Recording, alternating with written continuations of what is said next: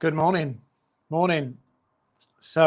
Today and this morning, we're going to talk about staying busy but never getting rich. And I've had personal experience of this situation. So I'm going to share it with you today. And actually, if you if you can kind of grab that moment today, grab this time with me today, I'm probably going to save you a few years of frustration, disappointment, self-doubt, questioning yourself because you're doing all of the right things you think and actually not getting anywhere. And the reason I'm sharing this is because I've done it. And more as I talk to people online, LinkedIn, and all the various different places, I see people doing exactly the same thing. And I just want to check I'm actually live and I'm not just talking to myself, because that does happen every now and then, not just, on the live. I do talk to myself, but I mean, making sure I'm actually appearing in the feed and that you can see me, because there's always that glitch with LinkedIn and social media that you think you're live and you're actually not. But I am, so it's good. So if you've got 5-10 minutes to sit with me now, I'm going to talk to you about my experience, but then actually um, you may see yourself in my story. So I come from very working class background, didn't go to university. My dad was a coal miner. So I didn't have any entrepreneurial inspiration around me. And actually, I was brought up to be very suspicious of rich people. I don't know why that is. I don't know where that come from, but I had a deep suspicion of anybody who'd made money. And to some degree, that still follows me around now. I see somebody doing well and I look and go, is it legit? And I'm always questioning it. Maybe that's healthy, I don't know. But anyway, I started my business and, I've not had the easiest ride in business. It's not been uphill, plain sailing by any means. It's been a bit uphill. And over the years, I've sold some very, very high value stuff. Like, I think the biggest deal I've ever closed in my life was 1.2 million, but that was for somebody else. So I did that as a consultant, but for my boss. So I've done these big sales before. But when it came to doing those big sales for myself, I was riddled with doubt, worried about, would it work? Would I be able to deliver? Would I be investing time trying to sell something that I wouldn't be able to sell? All of those things went through my mind. And I had a logical argument with myself to say, well, Dean, you've sold this before. Dean, you've actually sold some of these without planning it. Some people have inquired with you and you've sold this kind of deal before.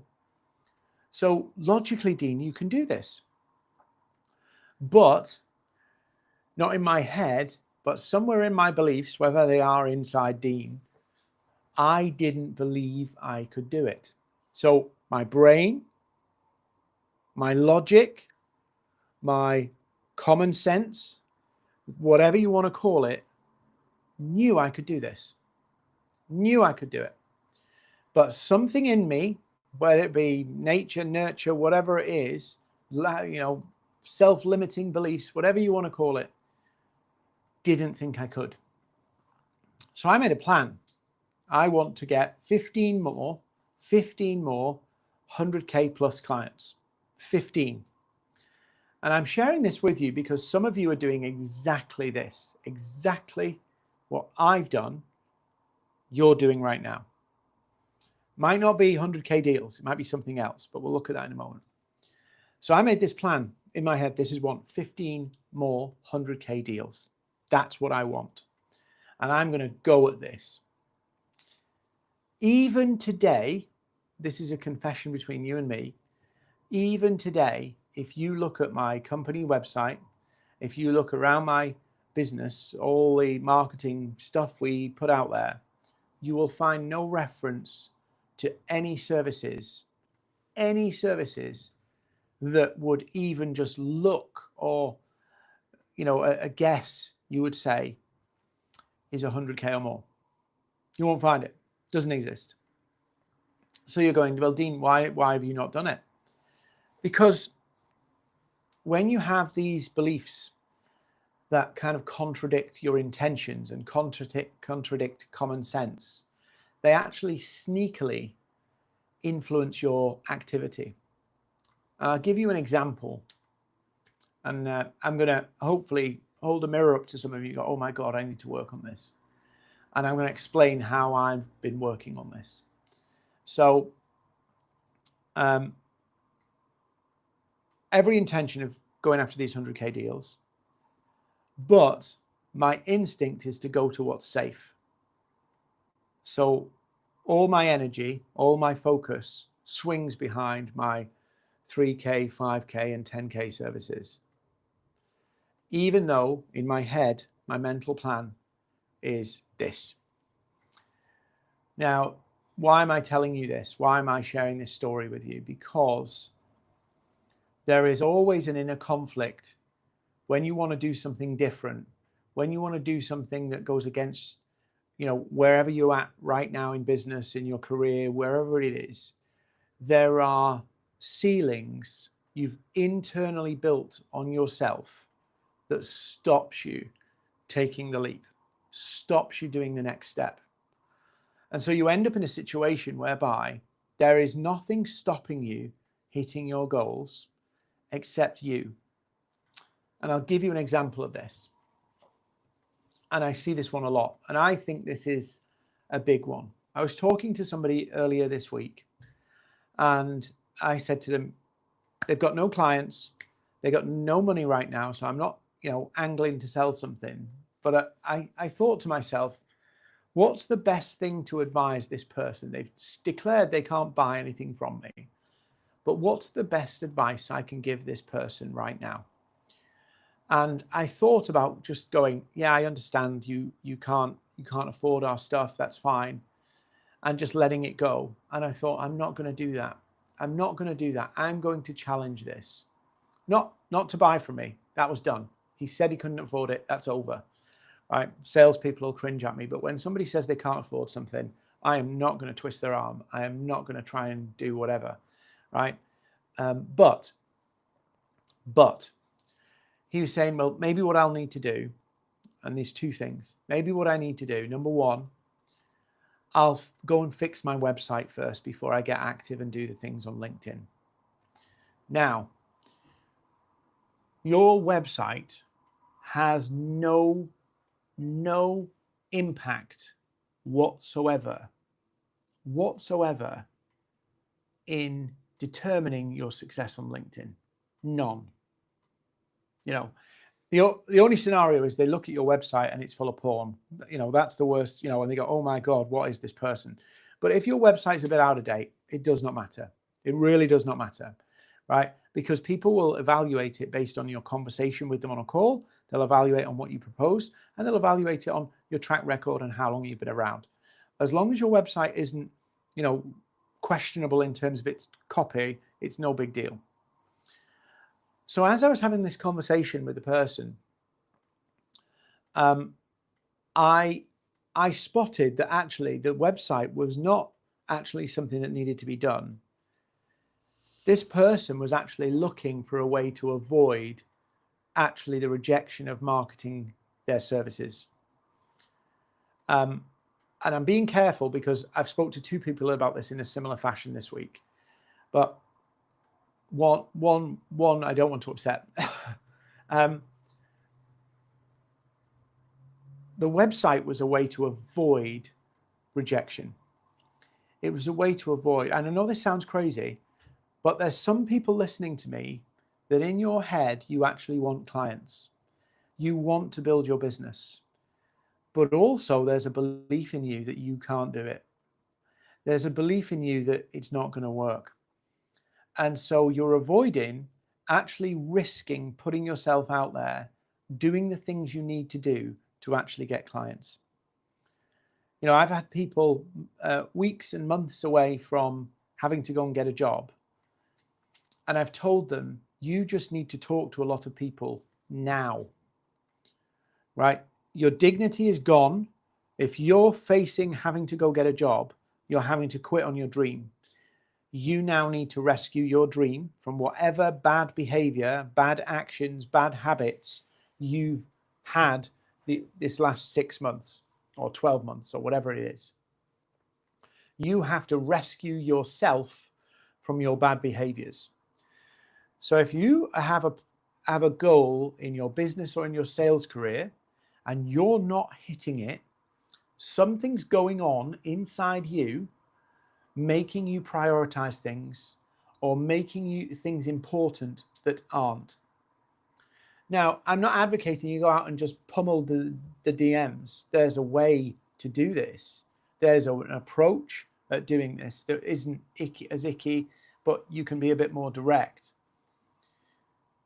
But I was doing this with my 100K plan. I had every intention, and if I'd have done it by now, I probably would have had, my business would have been 3 times bigger than it is. But because of something in me, I had a goal, I had an intention, but my actions and habits and behaviors did not align. And it's so funny me sat here talking about this, because if you think about it, I'm known as somebody who helps people get clients on LinkedIn. And so really you should be expecting from me, here's a little DM secret that you can do, or here's the profile trick that nobody knows. But they're tactics, right? They're playing around the edges. Where the real money happens, how you get big money, is actually sorting yourself out, understanding yourself, because selling and marketing is personal, especially if you're a salesperson or a business owner. It's personal. You and your activity are all interlinked. So you end up where actually the me issues come out in LinkedIn. I don't want to post that because what if this, and I don't want to say that because what if somebody calls me out? What if I'm too arrogant? What if this? What if that? Right? These are all me issues coming out. Why? And here's another scenario, right? Why do we love content so much? Despite it being the most difficult way to get clients, it's the most difficult way. Why do we pivot to it? Why do we pivot to it? Well, we pivot to it because even with low impressions and low engagement, we get positive affirmations, impressions. The platform's giving us positive feedback. So I would argue some people are posting content for their own self-esteem, but their brain is saying we need clients, but we'll post for our self-esteem to make us feel better. And we get our sense of positivity from actually the feedback from the post. Even low feedback gives a bit of a dopamine rush and we feel good. So posting has this inbuilt reward mechanism. And in the short term, that inbuilt reward mechanism makes us feel good.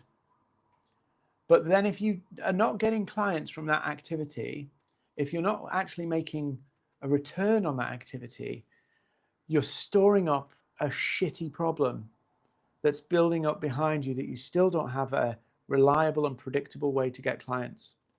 And so the kind of mindset issues actually end up infiltrating what should be business issues. I need a process to convert leads. I have to run that process every day. I have to really understand my value proposition, and I have to be bold enough to stand for it and believe for it and fight for it. And if you're not doing those things, something's sabotaging you. Something's going on inside you that's stopping you. I've met a few people on LinkedIn, and they've messaged me and they said, I'm going to have to get another job. I thought this would be easier.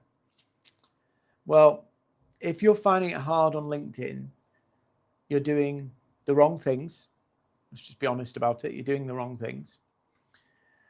You're not doing the anything consistently, or you haven't got a clearly identified target audience, or you don't know what problem you're solving. And I know that's funny, I know that's funny to say that. You don't know what problem you're solving, right? If you've come from a world where you've had lots of people just ready to buy from you because they know you, so referrals, or you've been working in corporate and doing this work inside a company where you don't have to explain the value in the same way as you would do to complete strangers on LinkedIn, you've got, and I did a post about this, it didn't do very well really because it's not a popular message, but if you're doing and trying to sell and you've sold it to people where you've got an easy in, you have no idea whether your value proposition is valuable or not. In other words, the skill of being able to articulate your value in a public forum like LinkedIn, you've never developed. You've developed the ability to sell to people with an in, with more of an openness and a willingness to listen. And that is a major thing that I encounter with people on LinkedIn all the time, is they're so used to one way of working, so used to having an easy in, shall we say, and then they come to LinkedIn and the world's different. And there's nothing wrong with their services per se. They just don't know how to articulate it for the new world they're in. And they don't see that that matters. Because they've done so well elsewhere sharing those things in an easy in a more warm environment where, you know, they're not having to convince people of the value from the start, you're into a point where I'm talking to I'm using warm audience messaging to basically sell to a cold audience who need more nurturing, who need it more clearly. They're not going to give you any attention unless they see what benefits them. And so you have to communicate value in seconds. And that's a very similar thing to being busy and not getting rich, because you can post a lot, you can message a lot, you can do all of those things. But if you don't really understand the value you're going to deliver, if you don't believe the value you're going to deliver, you will sabotage the whole process and you'll be busy. You'll be very busy, but you'll never make serious money. And I've gone through this, and you know, I kick myself. I kick myself that, Dean, you're saying you want to get 15 more 6-figure plus deals, but actually your actions are not aligning. I've done nothing to move those forward, and focused on things I'm more comfortable with, things that I've done before that's been consistently successful. And so what happens is we just pivot back to what feels comfortable. We pivot back to where our beliefs say we're safe. And some of you, and I'll give you another scenario, which is really funny. And this is an objection that sometimes people give me when they're trying to buy from me. If they're coming on the accelerator and they're talking to me, and they'll say, Dean, I want to come on, but I don't have budget right now.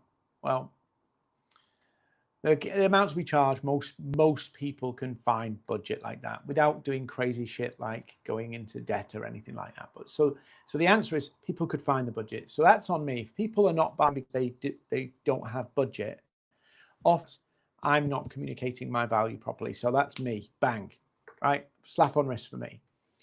The second part of this is, they then say to me, I'd love to work with you, but I think I need to get a client in order to have some extra budget to sign up to work with you. And I get, you know, they want to get some more money to be able to pay for it. Fine, no problem. But think about their approach. Think about their approach. They're coming to me because they're struggling to get leads and clients on LinkedIn. And then their solution is actually to solve the problem that they currently struggle with so they can pay me to help them solve the problem. Do you see the weird logic of that? And this is another example of people doing eating things, intentions, goals. The reality is, if you're not getting clients on LinkedIn, there is something wrong with your activity, the way you're doing it, the way you're thinking about it, something's wrong. If you don't fix that, and fix that is not some secret strategy $47 course, it's a strategy that's wrong, or it's something internally within you that's not wrong, that's wrong. Your thinking, your approach, your actions, there's something wrong. There's nothing to be ashamed of. It's something wrong. It's obvious, isn't it? If I'm not getting leads, if I'm getting leads and not converting them, there's something wrong. There's something I need to fix. There's something I need to work on. There's something I need to improve. You can't then say, I will temporarily fix that problem to basically afford to fix that problem. It's totally flawed logic. Now, how many times do we do that to ourselves? How many times do we do that to ourselves? I'll just keep working away, doing the same old things over and over and over again, and eventually I'll be able to do something else. Well, if everything stays the same, everything will stay the same. Nothing changes unless something changes. And so for me with my 100K, I have to break that cycle. I have to, and there'll be loads of coaches who will have better advice on this bit than me. But here's how I'm going to do it. Here's how I'm doing it. I'm just defying my belief, right? I'm not going to go into, a whole load of meditation and, think about what happened in my child or anything like that. I'm just going to defy the belief. So whatever's stopping me going after those 100K deals, I'm just going to ignore it. I'm going to forcibly ignore it. So I started on Monday, and I put this in my newsletter. On Monday, I started by every day talking to 10 people who are the right decision makers in companies that could sign a 100K deal. I'm going to do that every single day. Start conversations with 10 people. And along that way, I will learn, adapt, and get some success. I will get damn more success by doing something than waiting and hoping this, whatever this belief, I don't know whether the beliefs are here or here or here, God knows where they are until they change. I'll forcibly change them. I will change the reality around them. And that's how I'm going to do it. And sometimes if you want to do something different, if you want a different result, you have to do the uncomfortable thing and you have to forcibly change things. If you're not making the right money that you're doing now, forcibly change it. What are you going to do differently? How are you going to break the cycle? If you're not getting the clients you want right now, and you're going round and round, you bought course after course after course, you've done program after program after program, what are you going to do differently? How are you going to break that cycle? If you're one of those people, and we have a lot of people like that who sign up for the accelerator, they bought tons of courses and never implemented them, right? What you don't need is another online portal to log into and study things and never do them. You need somebody to kick you up the arse and actually make you do the work, right? And that's not me being nasty to you. It's just the truth. I need that sometimes.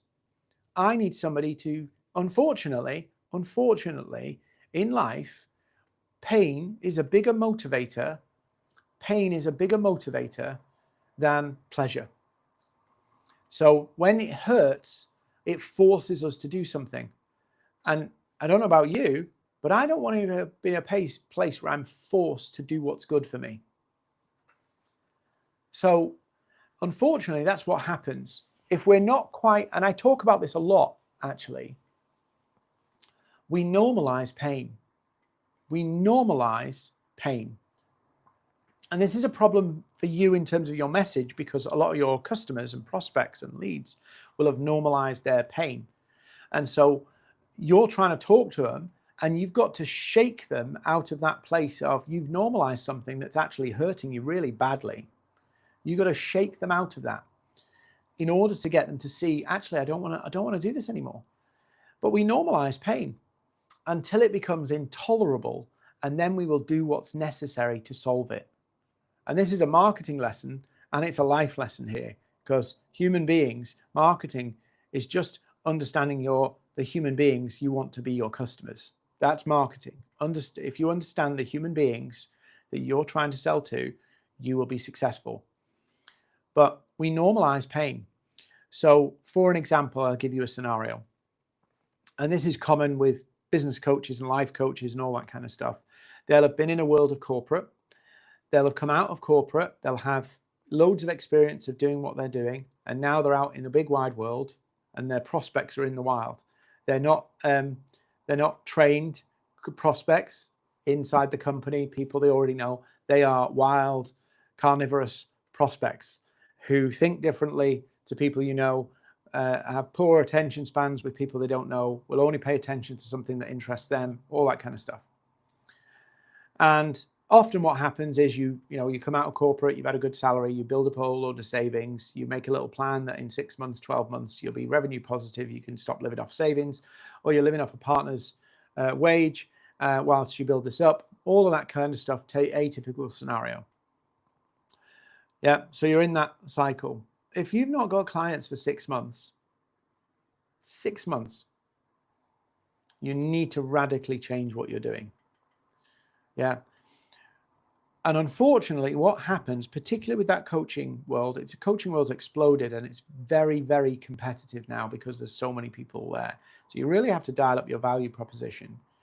Is month 1, no clients, month 2, no clients, month 3, no clients, month 4, no clients, month 5, no clients, month 6. So they go beyond that point where they said they'd be revenue positive. They go into actually the difficult period where they're eating into the savings. And, maybe there's heated conversations at home. And then the scramble comes. The scramble to try and resolve something that you've taken 6 months to let slide. And that's when the pain comes of, if I don't make this work, I'm going to have to give up on my dream, go back to corporate or go and get a job. And salespeople, you'll have this. You'll start in a new company. Yeah. And you've got to get sales quickly. If they're a really tough company, they'll want you to be, showing signs of revenue within 3 to 6 months. So you'll be under pressure, right? The first month, you want to do as much as you possibly can, churn the ground and really stir stuff up. Otherwise, you're out of a job.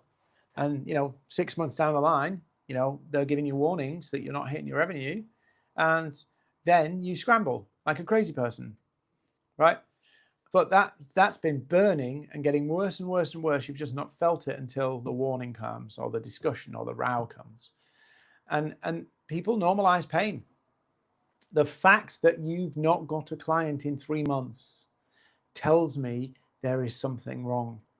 That's not something, and I've had periods in my business where you go, this isn't working. Now, it doesn't mean you abandon the business. It doesn't mean you abandon what you're doing, but you have to go, stop. This is not working. I have to fix this. Stop everything else. Everything stuff's irrelevant. If you write a weekly newsletter and it's not converting, you maybe need to stop for a moment, not stop to have a little rest. You need to stop and diagnose what's not working. If you've not got clients for 3 months, it doesn't mean you abandon the business. It doesn't mean you go and get another job. It doesn't mean you start changing things. The first thing you do is go, why is it not working? And I'll leave you with this final point because I need to go. I've got shit to do today, busy day. Right. Often I see this, and it's a really easy answer. When that pain becomes unbearable, people start to try and take action to solve it. So they'll go and buy a course or buy a program and all of this stuff. And when I've had people come on calls with me and go, I'm not going to sell you anything because you are not in a place to buy anything. Because when you're in a difficult place and you need leads and clients quickly, your first instinct is to go to action, right? The pressure, the deadlines is go, go, go, go, go, go, go, go, go. Let's go. We'll buy this. We'll do this. We'll do this. We'll do this. And we race to taking action. Our prospects do this too. Race to taking action. but we haven't diagnosed the problem. We don't know what the problem is. And so taking that time to actually look at why is this not working will actually reveal the actions you need to take. So if I look here and go, Dean, you wanted 1,500K clients. Why is it not working? Well, one, I don't have anything packaged up as I can sell things for 100K, and I've got clients that do that and buy more than that, but I haven't got an actual offering out there to the world. I'm not marketing anything that's that kind of price. It's all custom made. So I get an inquiry, I have a conversation, and I build something. There's nothing out there from a marketing point of view to actually sell that. So that's the first point problem. Second one is, what am I actually doing to get those 15 six-figure plus clients? Nothing. So now I go, hang on a minute. What do I need to do? What do I need to do? And the answers become obvious when you diagnose, but we're so eager to solve that, and so eager to solve, we jump to action without knowing what the problem is. And in your marketing, you do the same. You're jumping to doing stuff without really understanding the problem you're solving. And that shows up because when I look through people's profiles, I can say, what problem do you solve? And I had this with a joke with somebody yesterday. They come back and they tell me a problem that is so vague, so could mean anything. I'm like, how do you market like a really vague problem? So you know roughly it's these kind of things, but you can't communicate that. And you're so jumping to, I can help you solve. What's the freaking problem? So you can be very busy and make no money or very little money or shit money when you don't really understand, one, the problem you're solving and why you're not selling it, the problem of why you're not selling it. So I've done this, and the problem of why I'm not selling the 1,500K deals is because internally within me, something, conflict exists in me that says you shouldn't do that, Dean. But my brain, my plan, my logic says I should be doing that. And that conflict just creates a stalemate. We don't move further on, but we don't abandon it. So in effect, we just stand still. If you don't figure out what's stopping you, you stand still. If you don't figure out what the problem is, you stand still. As soon as you figure out what the problem is in your business, you can actually really get momentum. And unfortunately, we are wired to seek action and go out and be very busy, because busyness and doing feels better than diagnosing what's really not working here. What's the problem? And when you figure that out, it all gets clearer and you can actually take action. Right, I've got to get work done. I'm at Heathrow Airport. I got a hectic day of travel today and all sorts of stuff. So have a great day. And if you're struggling, drop me a message. We'll have a chat. Whether you buy anything from me or not, it doesn't matter. If you're struggling with this, have a chat. Your problem might not be a 1,500K. It might be actually I need 3 6Ks. I need 3 6Ks. That might be your problem. Anyway, have a great day, and I'll see you. I'm going to try and do a live again tomorrow, but we'll see. It depends how knackered I am after today. But have a great day.